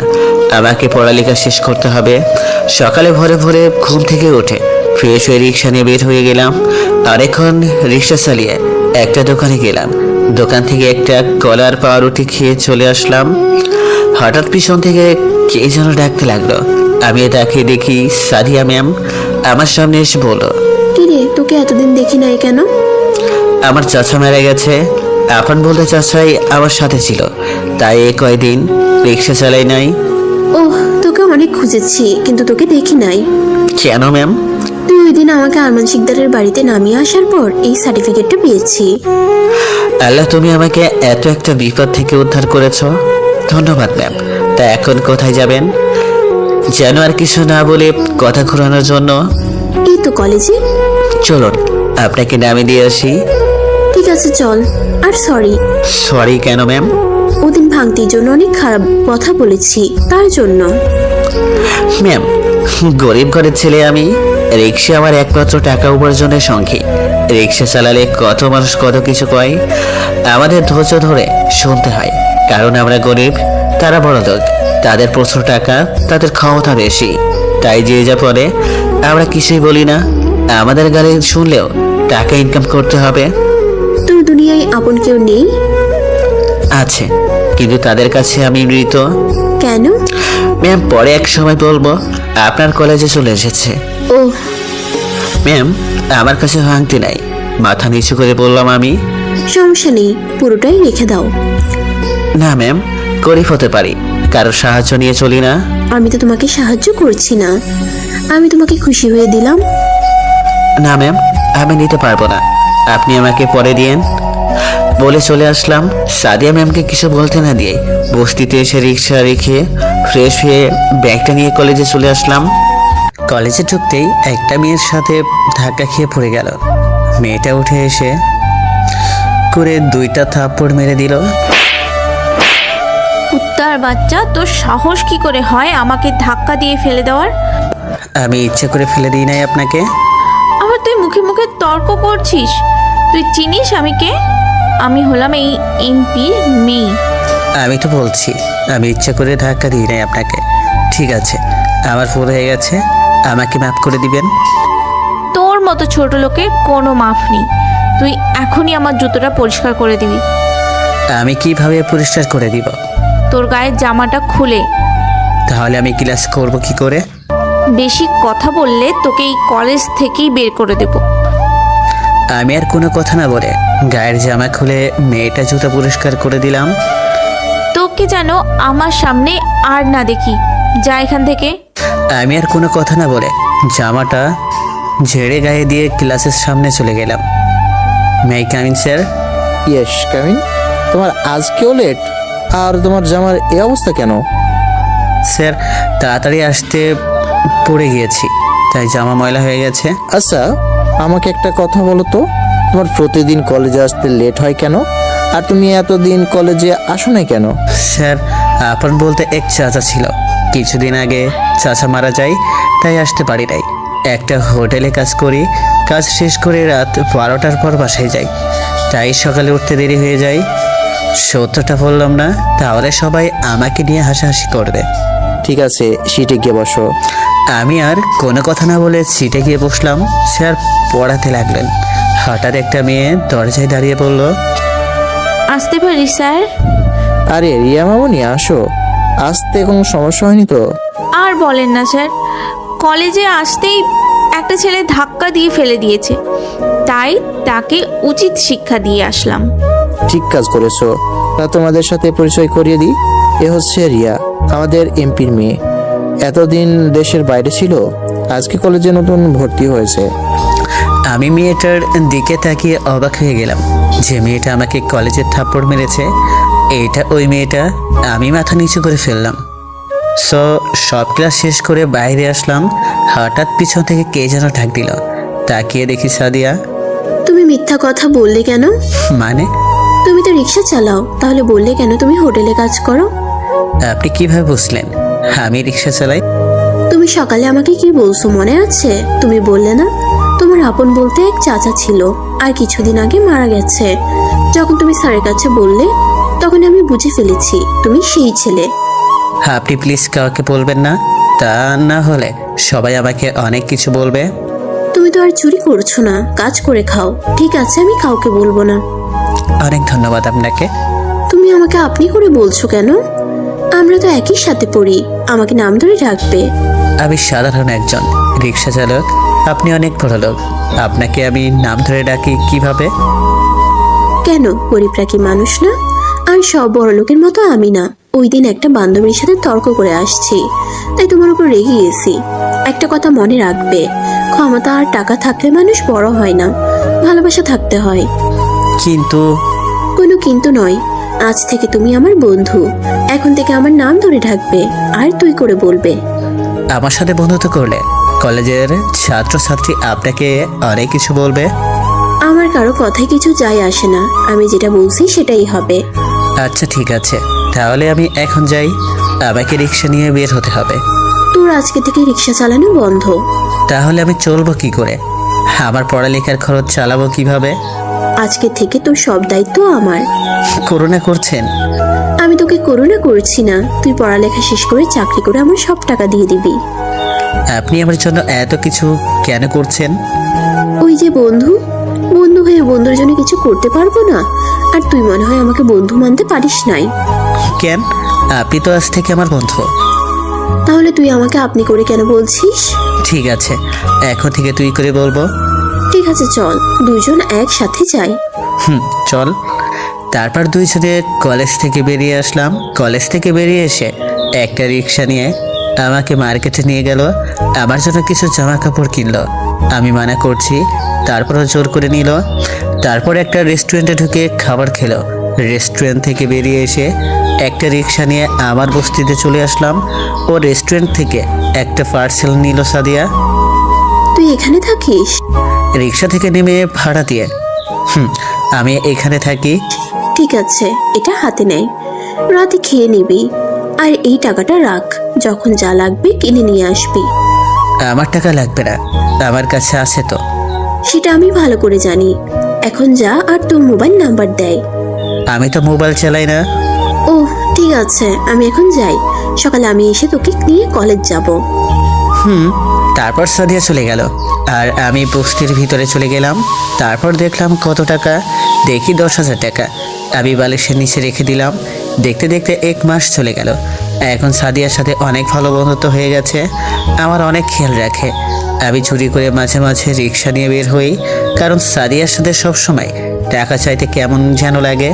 ও সাদিয়া আমাকে একটা ফোন কিনে দিয়েছে তার সাথে কথা বলার জন্য। রিয়া আমাকে দেখলে অনেক অপমান করে, আমি তার থেকে দূরে দূরে থাকি। আজকে রাতে রিক্সা নিয়ে বের হলাম, 100 টাকার মতো ভাড়া মারলাম। তারপরে একটা হোটেলে থেকে খাবার খেয়ে বস্তিতে যেতে লাগলাম। হঠাৎ একটা মেয়ের চিৎকার শুনতে পেলাম। চারপাশে তাকিয়ে কাউকে দেখতে পারছি না। দেখি রাস্তার পাশে কয়টা ছেলে একটা মেয়েকে নিয়ে যাচ্ছে জঙ্গলের ভিতর। আমি দৌড়ে তাদের কাছে গেলাম। ভাই, মেয়েটাকে ছেড়ে দেন। তুই কে রে? তোর কথা মতো একে ছেড়ে দেবো? আমি একজন রিক্সা চালক, মেয়েটা সর্বনাশ করবেন না। তোকে বলবো মার খেতে না চাইলে এখান থেকে যা। না, আমি মেয়েটাকে নিয়ে যাব। ওই দাঁড়িয়ে কি দেখছিস, মার শালাকে। তারপর তারা আমাকে মারতে আসলে রাস্তার পাশ থেকে একটা লাঠি নিয়ে সবগুলোকে মারতে লাগলাম। সবাই মার খেয়ে দৌড়ে পালিয়ে গেল। এতক্ষণ মেয়েটাকে দেখি নাই, কিন্তু মেয়েটা আলোর মধ্যে আসার পর তাকে দেখে মোটেও প্রস্তুত ছিলাম না। এ আর কেউ নয়, আমার বোন তিশা। তিশা আমাকে দেখে দৌড়ে এসে জড়িয়ে ধরে কান্না করে দিল। ভাইয়া, তুই আমাকে ক্ষমা করে দে, আমি বুঝতে পারি নাই মিম যে তোর সাথে এইরকম করবে। তুই বাসার থেকে আসার 2 মাস পর মিম আমাদের সব খুলে বলেছে। প্লিজ তুই আমাকে ক্ষমা করে দে। আপনার কথা ভুল হচ্ছে, আমি একজন রিক্সা চালক, আমি আপনার ভাই হতে যাব কেন? তিশাকে ছাড়িয়ে। না, তুমি আমার ভাই, তুমি আমাকে ক্ষমা করে দাও। বললাম কথাটা, এখন কেন ক্ষমা চাইতে আসছো? ঘর থেকে বাইর করে দেওয়ার সময় মনে ছিল না আমি একটা জানোয়ার? আমার মতো খারাপ কেউ নেই, এখন কেন আমার কাছে মাপ চাইছিস? আমি তখন বুঝতে পারি না রাগের মাথায় কি থেকে কি বলেছি। মানুষের রাগের মাথায় সত্য কথাই বলে। আমার দেরি হয়ে যাচ্ছে, আমি বাসে যেতে হবে। ভালো থাকিস। আমি না হয় রাগের মাথায় বলেছি, কিন্তু মা তো তোর চিন্তায় চিন্তায় অসুস্থ হয়ে পড়েছে। আমাদের জন্য না হয় তুই মায়ের জন্য হলেও বাসায় আয়। সবাই এখন তোকে পাগলের মতো খুঁজছে। আমি তো তাদের কাছে মৃত, আমি আর ওই বাড়িতে যাব না বলে চলে আসলাম। তৃষা কান্না করতে করতে বাসায় চলে গেল। আমি বস্তিতে এসে রিক্সা রেখে ফ্রেশ হয়ে মোবাইল হাতে নিয়ে দেখি সাদিয়া অনেকগুলো ফোন দিয়েছে। হঠাৎ আবার ফোনটা বেজে উঠলো। হ্যালো। তোকে এতগুলো কল দিলাম, কোথায় ছিলি তুই? মোবাইল সাইলেন্ট ছিল আর আমি একটু পড়াশোনা করছিলাম, তাই মোবাইল হাতে নিয়ে দেখি নাই। ও আচ্ছা, তা কি করিস? কিছুক্ষণ পরে খাবার খেয়ে মোবাইল হাতে নিলাম, দেখি তুই অনেকগুলো ফোন দিয়েছিস। তা তুই খাবার খেয়েছিস? আমি খাবার খেয়ে তোকে ফোন দিচ্ছি। তারপর আরো কিছুক্ষণ কথা বলে ঘুমিয়ে গেলাম। সকালে ঘুম থেকে উঠে যাদের সামনে দেখলাম তার জন্য মোটেও প্রস্তুত ছিলাম না। এরা আর কেউ নাই, আমার বাবা মা আর বোন। কিন্তু তারা এখানে আসলো কিভাবে? মা আমাকে দৌড়ে এসে জড়িয়ে ধরে কান্না করে দিল। বাবা, তুই কেমন আছিস? তোর এই মাকে কেমনে ভুলে থাকলি? তোর বাবা না হয় রাগের মাথায় বলেছে ঘর থেকে বেরিয়ে যেতে, তাই বলে তুই বাসা থেকে বেরিয়ে আসবি? রাসেল, তুই আমাকে ক্ষমা করে দে, আমি না বুঝে তোকে ঘর থেকে বের করে দিছি। মিমে আমাদের সব কিছু খুলে বলেছে, তুই বাসায় ফিরে চল। এখন কেন আমাকে বাসায় যেতে বলছো? আমি তো তোমাদের নিজের সন্তান। আমার কথা তোমরা বিশ্বাস করলে না, তোমরা মিমের কথা বিশ্বাস করলে।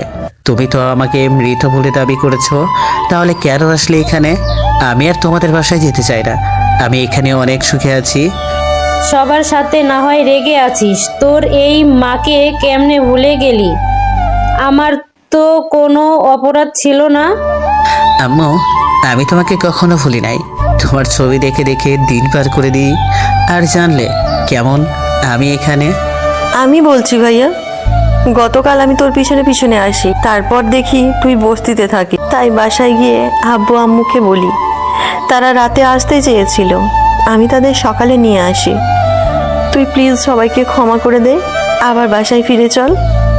আমি তোর পায়ে পড়ছি বাবা। আমি বাবাকে পা ধরতে না দিয়ে জড়িয়ে ধরে কান্না করে দিলাম। আব্বু, তুমি এ কি করছো? আমি তোমাদের ক্ষমা করে দিয়েছি। শুধু অভিমান ছিল এতদিন, এখন আর কোনো অভিমান রাগ কিছুই নেই। তাহলে আমাদের সাথে বাসায় ফিরে চল, আমি আর থাকতে পারছি না তোকে ছাড়া। আমি তোকে ক্ষমা করে দিয়েছি। একটা কথা মনে রাখবি, আগে সত্যটা জেনে তারপর একটা মানুষকে বুঝে শুনে কথা বলবি। এমন কোনো কথা বলবি না যাতে সারা জীবন তোকে প্রস্তাতে হয়। আমি কখনো কিছু না জেনে কাউকে কিচ্ছু বলবো না। অনেক কথা হয়েছে, এবার বাসায় ফিরে চল। তোমরা দাঁড়াও, আমি আবার সব জিনিস গাড়িতে উঠাতে হবে। তোর কিছু করতে হবে না, ড্রাইভার সব জিনিস নিয়ে আসবে, তুই আমাদের সাথে চল। ঠিক আছে চলো। তারপর সবাই গাড়িতে এসে বসলাম। আব্বুকে বলেছি আমি গাড়ি চালাবো, আব্বু না করে নাই। আমি গাড়ি চালিয়ে সবাইকে নিয়ে বাসায় চলে আসলাম। আজ প্রায় 1 বছর পর নিজের বাসায় আসলাম। গেট দিয়ে ঢুকতেই দারোয়ান আমাকে সালাম দিল। আমি সালাম নিয়ে বাসার ভিতরে ঢুকে গেলাম। বাসার সব আগের মতোই আছে। আমি আমার রুমে চলে গেলাম। রুমে ঢুকে দেখি যেরকম রেখে গেছি সেরকম আছে, আর রুমটা গুছিয়ে রাখছে। আমি ওয়াশরুমে ঢুকে ফ্রেশ হয়ে নিচে আসলাম। তারপর সবার সাথে বসে নাস্তা করতে লাগলাম। হঠাৎ কলিং বেল চাপ পড়লো। আম্মুকে দরজা খুলে দিল। আম্মুর সাথে যাকে দেখলাম তার জন্য মোটো প্রস্তুত ছিলাম না। ঠিকই ধরেছেন, সাদিয়া। আম্মুর সাথে কথা বলতে বলতে আমাদের দিকে আসছে। সাদিয়া আমাকে দেখে অবাক হয়ে গেল। তুই এখানে? আমার বাসা, আমি থাকবো না তো কে থাকবে? তোর বাসা মানে? আরে সাদিয়া, তুই ওকে চিনছিস না? ও তো আমাদের রাসেল, তোর ছোটবেলার খেলার সাথী। কিন্তু তোমরা বলেছিলে ও দেশের বাইরে গেছে পড়ালেখা করার জন্য, আর তুই আমাকে চিনিস? তোকে আমি প্রথম যেদিন এই বাসায় নিয়ে আসি তখন তোকে কি বলেছিলাম মনে আছে? আমি বলেছি না আরমান শিকদার তোর কি হয়? তখন তুই কি বলেছিলি? আমি তখন তোকে চিনি। তাহলে আমাকে বললি না কেন? আর তুই রিক্সা চালিয়েছিস কেন? সেটা তোকে পরে বলবো, এখন বস, সবার সাথে নাস্তা কর। তারপর সাদিয়া সবার সাথে বসে নাস্তা করলো। নাস্তা করে আমি রুমে চলে আসলাম। সাদিয়াও আমার রুমে আসলো। এবার বল, কি কারণে তুই বল, কি কারণে তুই বাহিরে ছিলি আর কেন রিক্সা চালিয়েছিস? তাহলে শোন, 1 বছর আগে ফ্ল্যাশব্যাক। তোর সাহস হয় কি করে আমাকে কিস করার? একটা থাপ্পড় দিয়ে বললাম মিমকে। আমি তোকে ভালোবাসি, তাই তোকে কিস করছি। কিন্তু আমি তো তোকে ভালোবাসি না। তুই কেন আমাকে ভালোবাসতে পারবি না? আমি দেখতে খারাপ? তুই জানিস আমার পিছনে কত ছেলে ঘোরে, কিন্তু আমি তো তোকে ভালোবাসি। প্লিজ রাসেল, আমাকে তুই ফিরিয়ে দিস না। আমার হাত ধরে বলল মিম। আমি কি বলেছি তুই দেখতে খারাপ? তুই অনেক সুন্দর, তুই আমার থেকে আর ভালো ছেলে পাবি। আমি তোর থেকে ভালো ছেলে চাই না, আমি তোকে চাই। কিন্তু আমি তোকে ভালোবাসতে পারবো না। কেন তুই আমাকে ভালোবাসতে পারবি না? একজনকে ভালোবাসি, তাকে আমি ছোটকাল থেকেই ভালোবাসে আসছি। কে সে, আমি কি জানতে পারি? ওটা তোর না জানলেও চলবে, আমি তোকে কখনো ভালোবাসতে পারবো না। তুই আমার না হলে আমি তোকে কারো হতে দিব না, কথাটা মনে রাখিস। বলে আমার রুম থেকে বেরিয়ে গেল। এবার আপনাদের পড়ি। মিম হচ্ছে আমার মামাতো বোন। মা বাবা তাকে আমাদের বাসায় নিয়ে এসে পড়ালেখা করায়। মিম আমাকে ভালোবাসে, সে আমাকে অনেকবার বলেছে, কিন্তু আমি তাকে না করে দিয়েছি। কিন্তু আজকে সকালে আমি ঘুমিয়েছিলাম, হঠাৎ মিম আমার রুমে এসে আমাকে জড়িয়ে ধরে কিস করতে থাকে। তারপর কি হলো আপনারা তোই জানেন। আমি ফ্রেশ হয়ে নিচে গেলাম, সবার সাথে নাস্তা করে কলেজে চলে গেলাম। মিম আর আমি একসাথে কলেজে পড়ি। আজকে মিমকে না নিয়ে আমি কলেজে চলে আসলাম। আমি গিয়ে ক্লাসে বসলাম, কিন্তু মিমকে দেখি নাই ক্লাসে। আজকে মনে হয় আসবে না। আমি সব ক্লাস শেষ করে বাসায় চলে আসলাম। রুমে ঢুকে ফ্রেশ হয়ে দুপুরের খাবার খেতে লাগলাম। গিয়ে দেখি মিম খাবার খাইতে আছে। আমি একটা চেয়ার টেনে বসলাম। আম্মু খাবার বেড়ে দিল। খাবার খেয়ে রুমে চলে আসলাম। কেউ কারোর সাথে কথা বলি নাই। আমি রুমে এসে কিছুক্ষণ মোবাইল টিপে ঘুমিয়ে পড়লাম। হঠাৎ মিমে আমার রুমে এসে চিৎকার করতে লাগলো। আমি চোখ খুলে দেখি মিমের জামা কিছু জায়গায় ছিঁড়ে ফেলেছে। হঠাৎ আম্মু দরজা ধাক্কাতে লাগলো। মিম দৌড়ে গিয়ে দরজা খুলে দেখি আম্মুকে জড়িয়ে ধরলো। কিন্তু তার চেয়ে অবাক হলাম তিশা আর আব্বুকে দেখে। আব্বু কখন এলো বাইরে থেকে, আর তিশা তো হোস্টেলে ছিল। কি হয়েছে মিম, তোমার জামা ছেঁড়া কেন?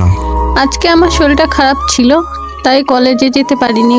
তাই রাসেলের কাছে আসছি নোটগুলো নেওয়ার জন্য, কিন্তু রাসেল আমাকে আর কিছু না বলে কান্না করে দিল। ঠাস ঠাস করে দুইটা থাপ্পড় দিয়ে বলতে লাগলো, তুই এত খারাপ আমার জানা ছিল না। তোকে অনেক ভালো মনে করেছি, কিন্তু তুই এমন কাজ করবি আমি ভাবতেও পারিনি। আপু তুমি বিশ্বাস করো, আমি কিছুই করিনি। একটা মেয়ে তার ইজ্জত নিয়ে কখনো মিথ্যা কথা বলে না। তোকে আমার ভাই ভাবতেই ঘৃণা লাগছে। তোর মতো ভাই থাকার চেয়ে না থাকাই ভালো। তুই এখনই আমার বাড়ি থেকে বেরিয়ে যা। আজকের থেকে মনে করব আমার একটা মেয়ে। তুই আমাদের কাছে মৃত। তোর মতো ছেলে আমার দরকার নাই। তোমরা আমার কথা বিশ্বাস করলে না। শুধু একটা কথাই বলি, নিজের ছেলেকে বিশ্বাস না করে অনেক বড় ভুল করেছো। সত্য কখনো চাপা থাকে না, একদিন না একদিন প্রকাশ হবে, সেদিন আমাকে খুঁজে পাবে না। এ বলে বাসা থেকে বেরিয়ে আসলাম। আম্মু কিছু বলে নাই, শুধু কান্না করে গেছে। আমি বাসা থেকে বেরিয়ে একটা দোকানে বসেছিলাম। রাতে অনেক হয়েছে, পকেটে একটা টাকাও নেই, খিদে পেয়েছে অনেক। হঠাৎ একজন রিক্সা চালক চাচা আমার সামনে এসে বলল, তোমাকে অনেকক্ষণ থেকে দেখছি এখানে বসে আছো, কি হয়েছে তোমার? চাচা আমাকে বাসা থেকে বের করে দিয়েছে। কেন? তাহলে শুনুন। তারপর চাচাকে সব খুলে বললাম। চিন্তা করো না, সব ঠিক হয়ে যাবে। তা এখন কোথায় যাবে? জানি না। কিছু মনে না করলে তুমি আমার সাথে থাকতে পারো। আমি একাই থাকি, আপন বলতে আমার কেউ নেই। ঠিক আছে যাব, তবে আমাকে একটা কাজের ব্যবস্থা করে দিতে হবে। কেন? আমি কাজ করে পড়াশোনা করতে চাই। তোমাকে কোনো কাজ করতে হবে না, আমি তোমার সব খরচ চালাবো। আমার কিছু টাকা জমানো আছে। কিন্তু আমাকে আর বলতে না দিয়ে। কোনো কিন্তু নয়, এখন আমার সাথে চলো। তারপর চাচা ওনার সাথে তার বাসায় নিয়ে গেল। তারপর কি হলো তোমরা তো জানোই। পাশে তাকিয়ে দেখি সাদিয়া কান্না করে চোখের পানি দিয়ে জামা কাপড় ভিজে ফেলেছে। আরে তুই কান্না করছিস কেন? তোর অনেক কষ্ট হয়েছে না রে? কষ্ট তো হয়েছে, কিন্তু এখন আর কষ্ট নেই। এখন আমি আবার আগের মতোই চলতে পারবো। মেয়েটা কে? মিমকে বলেছিলি না তুই একজনকে ভালোবাসিস? কোন মেয়েটা? ও, সেটা সবাই হলেই জানতে পারবি। ও ঠিক আছে, আমি বাসায় যাচ্ছি। আজকে থেকে যা। ঠিক আছে তাহলে যা, তোর সাথে ফোনে কথা হবে। ঠিক আছে বলে সাদিয়া চলে গেল। দেখে মনে হচ্ছে মন খারাপ। আমি আর কোনো কিছু চিন্তা না করে ঘুমিয়ে পড়লাম। হঠাৎ তিশা রুমে এসে আমাকে ডাকতে লাগলো। কি রে, কি হয়েছে? ডাকছিস কেন? ভাইয়া সন্ধ্যা হয়ে গেছে, তুই এখনো ঘুমাস? তো কি হয়েছে? আব্বু আম্মু তোকে ডাকতে বললো, যা ফ্রেশ হয়ে নিচে আয়। আচ্ছা তিশা, মিমের এখন কোথায় থাকে? মিমে তার পাপের ফল পেয়ে গেছে। মিমে গাড়ির সাথে ধাক্কা খেয়ে তার দুটি পা ভেঙে গেছে। ডাক্তার তার পা দুটো কেটে দিয়েছে। এখন সারাদিন বসে ঘরে দিন কাটে। ও ঠিক আছে, তুই যা, আমি ফ্রেশ হয়ে আসছি। তারপর তিশা আমার রুম থেকে চলে গেল। আমি বসে না থেকে ওয়াশরুমে ঢুকে ফ্রেশ হয়ে নিচে চলে আসলাম। এসে দেখি আব্বু আম্মু বসে কফি খাচ্ছে আর গল্প করছে। কি করছো তোমরা? আর আব্বু তুমি কোন সময় অফিস থেকে আসলে? আমরা বসে বসে তোর কথাই ভাবছি, আর তোর আব্বু কিছুক্ষণ আগেই অফিস থেকে আসছে। ও, তা আমায় নিয়ে কি কথা হচ্ছে? তুই অনেক কষ্ট করেছিস বাইরে এতদিন, তাই নিয়ে তোর মার সাথে কথা বলছি। যেটা গেছে ওইটা নিয়ে কথা না বলাই ভালো। ঠিক আছে বলবো না। রহিমা, রাসেলকে একটা কফি দিয়ে যাও। তা এখন কি করবি বাবা? কি আর করব, পড়ালেখা শেষ করব। এখন কি আগের কলেজে পড়বি না কি অন্য কলেজে? না বাবা, আমি যে কলেজে আছি ওটাতেই পড়বো। তোর যা খুশি। আরও কিছুক্ষণ কথা বলে রুমে চলে আসলাম। রুমে এসে সাদিয়াকে ফোন দিলাম, কিন্তু সাদিয়া ফোন ধরছে না। কিছুক্ষণ ফোন দিলাম কিন্তু সে ধরছে না। হঠাৎ তিশা আমাকে ডাকতে ডাকতে রুমে আসলো। কি রে, কি হয়েছে? সাদিয়া আপু হাত কেটে ফেলেছে, অনেক রক্ত বের হচ্ছে, এখন তাকে হাসপাতালে নিয়ে গেছে। কি? সাদিয়া হাত কাটলো কেন? আমি বলতে পারবো না, চল হাসপাতালে গিয়ে জানতে পারবো। ওকে চল। তারপর তিশা আর আমি বাসা থেকে বেরিয়ে গাড়ি নিয়ে হসপিটালে যেতে লাগলাম। আব্বু আম্মু আগে চলে গেছে।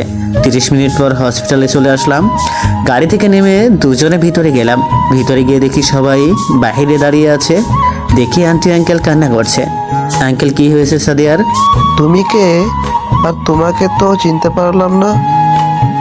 ও হচ্ছে আমাদের ছেলে রাসেল। তুমি রাসেল? আমি বলতে পারবো না কেন সাদিয়া হাত কেটেছে। কিছুক্ষণ পর ডাক্তার বের হয়ে আসলো।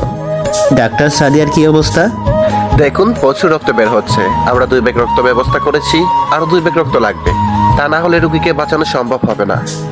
ডাক্তার, রক্তের গ্রুপ কি? ও নেগেটিভ। ডাক্তার, আমার রক্তের গ্রুপ ও নেগেটিভ। আপনারা যত রক্ত লাগে আমার শরীর থেকে নেন, তারপরও সাদিয়াকে বাঁচান। ঠিক আছে, তুমি আমার সাথে ভিতরে আসো। আমি ডক্টরের সাথে ভিতরে চলে গেলাম। ডাক্তার আগে আমার রক্ত পরীক্ষা করে দেখলো কোনো সমস্যা আছে কিনা। দেখলো কোনো সমস্যা নেই। তারপর 2 ব্যাগ রক্ত দিয়ে বাইরে চলে আসলাম। কিছুক্ষণ পর ডাক্তার বেরিয়ে এসে বলল, সময় মতো রক্ত না দিলে বাঁচানো সম্ভব হতো না। আল্লাহ দিলে এখন বিপদমুক্ত। 1 ঘন্টা পর বেডে দেওয়া হবে, তারপর সবাই দেখতে পারবেন। ঠিক আছে ডক্টর, আপনাকে অনেক ধন্যবাদ। আমি কিছু না, যা করে উপরওয়ালা। বলে ডাক্তার চলে গেল। আব্বু আম্মু আন্টি আঙ্কেল, তোমরা বাসায় চলে যাও, আমি আসি হসপিটালে। না বাবা, আমি থাকি।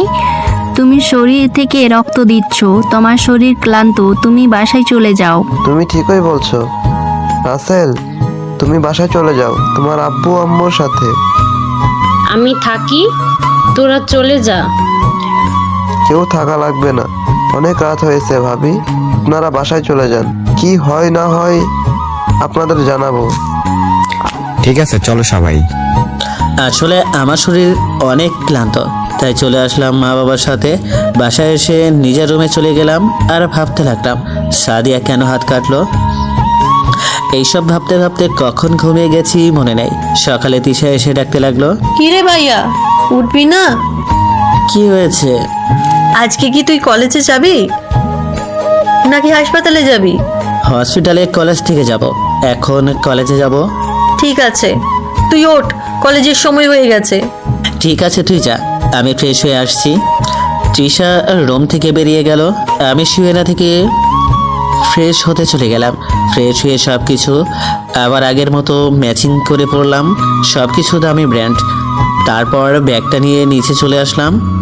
এমন নাস্তা দাও, কলেজে দেরি হয়ে যাচ্ছে। রহিমা, তুই টেবিলে সব কিছু রাখ, আমি নিজে হাতে খাইয়ে দিব। জি খালাম্মা। রহিমা সব কিছু টেবিলে এনে রাখছে। আম্মু এসে আমাকে খাইয়ে দিল। আসলে প্রতিদিন সকালে আম্মু আমাকে নিজ হাতে নাস্তা করিয়ে দিত। নাস্তা শেষ করে বাইরে চলে আসলাম। তারপর সবচেয়ে দামি গাড়িটা নিয়ে কলেজে যেতে লাগলাম। 30 মিনিট পর কলেজে পৌঁছে গেলাম। গেট দিয়ে ঢুকতে সবাই অবাক হয়ে তাকিয়ে আছে। হয়তো ভাবছে এত দামি গাড়ি নিয়ে এই প্রথম কেউ কলেজে আসলো। আমি গাড়ি পার্কিং করে গাড়ি থেকে নেমে সামনে তাকিয়ে দেখি রিয়া এক দৃষ্টিতে তাকিয়ে আছে আমার দিকে। আমি একটা মুচকি হাসি দিয়ে ক্লাসে চলে আসলাম। গিয়ে দেখি স্যার পড়া শুরু করে দিয়েছে। আসতে পারি স্যার? তোমাকে তো চিনলাম না। স্যার, যাকে এতদিন দেরি করে আসলে কিছু কথা শুনিয়ে দিতেন, আমি সেই ছেলে রাসেল। কিন্তু হঠাৎ তোমার এত পরিবর্তন কেন? তোমাকে তো চেনাই যাচ্ছে না। স্যার, আপনি আমার এখনো পরিচয় জানেন না। আমি কে আপনি এখন আমাকে চিনতে পারেন নাই? তাহলে বলো, কি তুমি? আরমান শিকদারের নাম শুনেছেন কখনো? ওনাকে কে না চিনে, উনি তো বাংলাদেশের টপ বিজনেসম্যান। আমি হলাম ওনার একমাত্র ছেলে রাসেল শিকদার। এবার হয়তো চিনতে পেরেছেন। কি তুমি আরমান শিকদারের ছেলে। তুমি আমাকে ক্ষমা করে দাও, তোমাকে না চিনে অনেক কথা বলে ফেলেছি। স্যার আমি কিছু মনে করি নাই, শুধু একটা কথা বলি, গরিব বড় লোক সবাইকে এক চোখে দেখবেন। হঠাৎ রিয়া দরজায় দাঁড়িয়ে পড়ল। আসতে পারি স্যার? তোমার প্রতিদিন এরকম দেরি হয় কেন? স্যার আপনি কার সাথে রেগে কথা বলছিলেন জানেন আপনি? জানে, এমপির একটা বেয়াদব মেয়ের সাথে। তোর সাহস তো কম নয়, তুই আমাকে বেয়াদব বলছিস? তোকে তো আমি চেনে আমার গায়ে হাত তুলবে, হাত ধরে ঠাস ঠাস করে দুই গালে দুইটা থাপ্পড় মেরে দিলাম। তুই আমার গায়ে হাত তুলেছিস, আমি তোকে দেখে নেব। বলে ক্লাস থেকে বেরিয়ে গেল। তারপর স্যার পড়া শুরু করলো। স্যারকে দেখে মনে হচ্ছে অনেক খুশি হয়েছে। ছাত্রছাত্রীরা আজকে অনেক খুশি। মেয়েটা সবাইকে নিজের বাপের পাওয়ার দেখায়। সব ক্লাস শেষ করে বাইরে এসে দেখি 10-12টা ছেলে দাঁড়িয়ে আছে, হাতে সাকুলাটি নিয়ে দাঁড়িয়ে আছে। হঠাৎ রিয়া হাত তালি দিয়ে তাদের পেছন থেকে সামনে আসলো। তোকে বলেছি না তোকে দেখে নেব। আমার গায়ে হাত তোলার পরিণতি যে কত ভয়ঙ্কর হতে পারে দেখবি এবার। ওই তোরা দাঁড়িয়ে কি দেখছিস? মার কুত্তার বাচ্চাকে। রিক্সা চালিয়ে বডি বানিয়ে ফেলেছি। ওদের মতো 15-20টা এখন আমার কাছে কিছুই না। বাস্তবে একটা সাতও পারবো না। আমার যে রবিউল বডি, সবগুলোকে মারতে থাকতাম। সবগুলোকে মার খাইয়ে মাটিতে গড়াগড়ি খাচ্ছে। তারপর রিয়ার কাছে গিয়ে ঠাস ঠাস করে আরও 2টা মেরে দিলাম। শোন, তোর বাপ এমপি, আমার কিছু করতে পারবে না। আর যাদের নিয়ে আমাকে মারতে আসছিস এরা আমার হাতের ময়লা। আর যদি দেখি তুই কলেজের বাপের পাওয়ার দেখিয়ে ছাত্রছাত্রীদের চাপ সৃষ্টি করেছিস, তখন আমার থেকে বেশি কেউ খারাপ হবে না, কথাটা মনে রাখিস। এই বলে গাড়ি নিয়ে সোজা হসপিটালে চলে গেলাম। ভিতরে ঢুকে সাদিয়ার কেবিনে গেলাম। ভিতরে ঢুকে দেখি আন্টি সাদিয়াকে মাত্র খাবার খাইয়ে ওষুধ খাইয়ে দিল। কিরে এখন কেমন আছিস? আম্মু তুমি বাসায় চলে যাও। কেন, কি হয়েছে? কিছুই হয় নাই, তুমি বাসায় চলে যাও, রাসেল আমাকে দেখে রাখবে। আন্টি আপনি